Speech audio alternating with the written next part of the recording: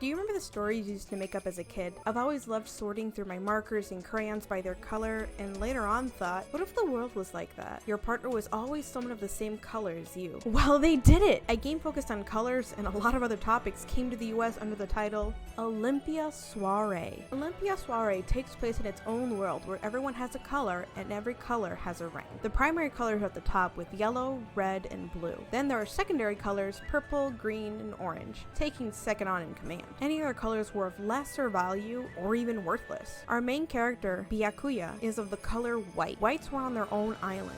On this island, everyone that had a white color was a woman. The women in this island prayed and worshipped the sun goddess, Amaterasu, who would bring up the sun until a red night happened. All of the women but one, Byakuya, was wiped out. She was taken in by a mean and cold Doma and raised there for when she was 5 years old to up to 18. On her 18th birthday, it was her time to find a husband to keep her white colony going, and she can choose anyone from any of the color classes. But she wants to choose someone she falls in love with, genuinely, just like the other women on her island did. So for the first time, she ventures out of Doma's domain and goes on a search. There's actually quite a great selection of characters. I'll have to be honest, they're all pretty much classics. First up, we have Riku. He's a man that follows the code of society. You are only to mate with your colors, and only the purest are the best. So he's very strict, but he's also easily flustered. And then we have Tokisada. This option makes me a little bit uncomfortable, but he's technically about 17 and a half, I guess, in this route. He's the youngest option. He also washed ashore as an outsider, someone who came off the island.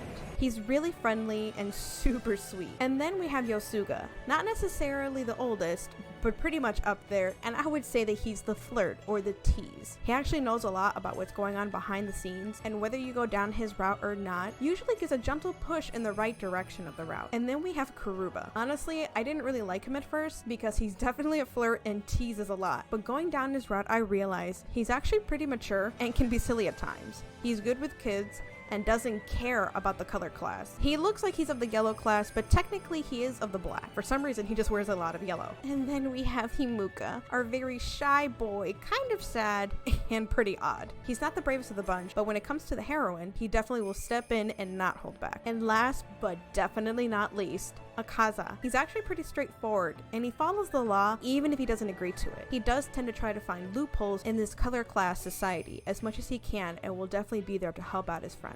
I'm trying not to say too much as to not spoil what happens in the game, but if you subscribe now, I'll be releasing a kitty corner video where I make spoiler-filled final thoughts and comments on the game. Overall, 3 out of 5. Check out the full review of this otome on my channel, Otome Princess Roslyn on YouTube.